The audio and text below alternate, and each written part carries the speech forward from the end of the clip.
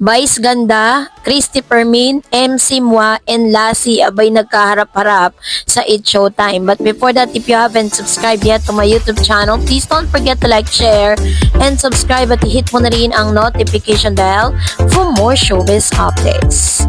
Bago tayo of course magpatuloy sa ating updates for today's video, nais ko pong pasalamatan kayo for always watching and trusting this channel. Thank you so much sa inyong laging panonood at palagi ang pagsubaybay sa mga updates po natin. Maraming salamat po. Isang good news ang inilabas ng ABS-CBN matapos nitong i-announce sa publiko na ang Vice Ganda or Gandang Gabi Vice set to return on air. Matatanda ang marami pong nakamiss dito po sa show na ito ni Vice Ganda, kung saan siya po ay nag-i-interview ng iba't ibang personality sa showbiz, lalo-lalo na ang mga talent ng ABS-CBN. Vice Ganda brought excitement to our fans after he teased that his late night talk show Gandang Gabi Vice or GGB set to return on air. The actor TV host made the announcement during his talk at the opening of 27th Ink Blots at University of Santo Tomas. As per ABS-CBN TV Patrol Express, the report was also shared by ABS-CBN PR on Instagram page. During the event, Vice Ganda reportedly told the audience to watch out because magbabalik na ang GGB, sabi niya. Further details on show's comeback, however, have yet to be confirmed as of this writing. So this time is talagang inaabangan na po yan. Pero mas naging mainit po at muling ibinalik ang issue. Mukhang magbabalik issue na naman itong si Vice Ganda at si Miss Christy Permin. Matatandaan na itinuturing ni Vice Ganda na isa sa pinaka-mortal enemy niya. Ito pong si Miss Christy Permin, or si Manay Christy Permin kung tawagin, na isa sa mga masasabi nating showbiz insiders na nagbibigay ng kanyang mga opinyon at nagbibigay ng kanyang mga balita patungkol sa showbiz. Matatandaan na si Christy Permin ay talaga namang ganun na lang yung kanilang pag-aaway nitong si Vice Ganda, at kadalasan dinadaan ni Vice Ganda sa biro ang lahat ng kanyang patama or parang rest back dito kay Miss Christy Permin. Lalo-lalo na po yung mga point o yung mga pagkakataon na nagkaroon po ng misunderstanding itong si MC Mwa na nag-trending at naalis po sila sa It's Showtime ng panandalian. Parang pinahupa nila yung issue na ito, Pero hindi po tumigil tong si Christy Permin sa pagbibigay ng kanyang mga hindi matanggap na mga fans si Vice Ganda ang mga mensahe at mga salitang lumalabas sa bibig nitong si Manay Christy. Kaya tinagurian talaga siyang pambansa o isa siya sa mga marites ng showbiz na masyadong matalim, yung kanyang mga pananalita towards Vice Ganda.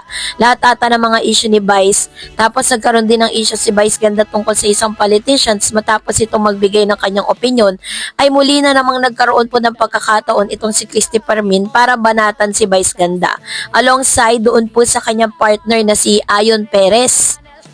Noong November 23, 2023 sa segment ng It's Showtime, may nag-viral na biro si Vice Ganda na tila patutsada kay Christy Permin. Kamusta ka, Christy?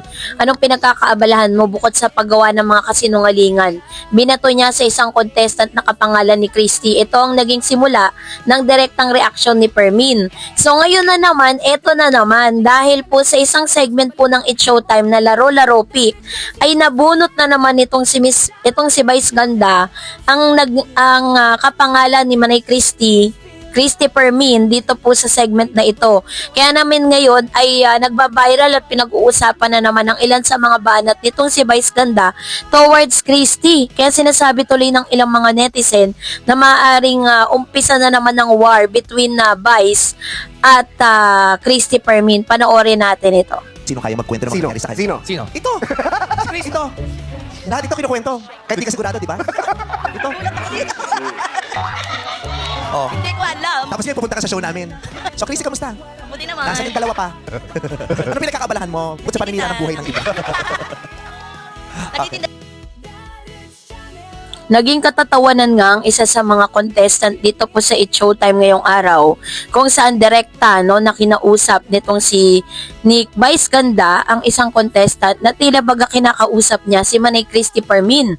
Lahat po ng kanyang mga patama at lahat ng kanyang mga gustong sabihin ay sinabi niya po ng pabiro dito sa isang contestant sa Laro-Laro Pick na nagngangalang Christy. So, sa mga dati po nila mga issue, inamin naman nitong si Christy Permin, naging reaction niya na siya ay tinamaan sa biro at sinabing alam niyang siya ang tinutukoy. Sa kanyang programa, sinagot niya ito ng diretso. Inuuna ang pagiging harap-harapang kaysa puro patagilid na mga banat.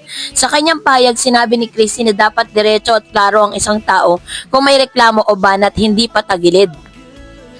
At sa mga sumunod na buwan ay may mga ulat sa social post na nag-uugnay kina Vice at Christy sa mga pahayag tungkol sa isa't isa. Nag-viral si Christy na nagsabi na isang show na may revelation tungkol kay Vice. Halimbawa, komentong tungkol sa bad breath.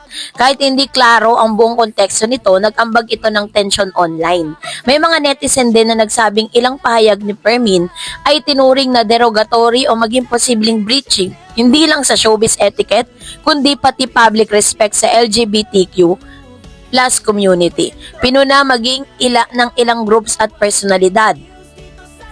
At nung August 8 and 9 sa Super Divas concert ni Vice Ganda kasama si Regine Velasquez, naging viral ang banter ni Vice tungkol sa issue. Bakit ka nandito? Magagalit si Christy Permin, nakala nila magkakaaway tayo. Sisiraan nyo yung narrative, sabi niya. Sang pabiro ngunit malinaw na reference kay Permin. Sa kanyang vlog o dito po sa Christy Permin, sinabi niya na hindi sila naghahanap ng content at hindi sila nag-iimbento ng kwento. Hinamon niya si Vice sa mag-reality check at maging totoo sa publiko, pati pagtatanong sa mga pinagmumula ng mga kwentong kumalat. May ilang ulat din na si Christy Permin mismo ay nag-clarify na wala raw siyang personal na galit kay Vice Ganda at hindi raw niya palaging tinatalakay ang komedyante sa kanyang programa.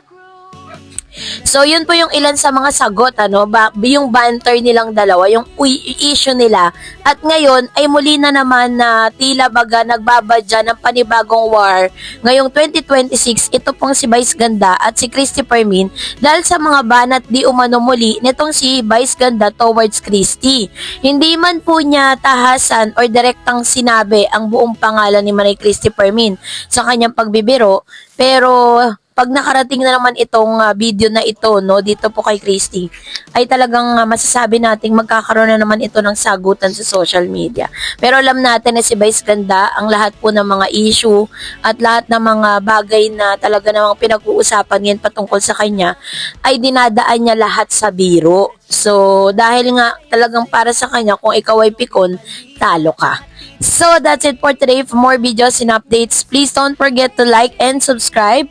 And please don't forget to follow my Facebook page, Dareds TV, and Dareds channel. God bless everyone!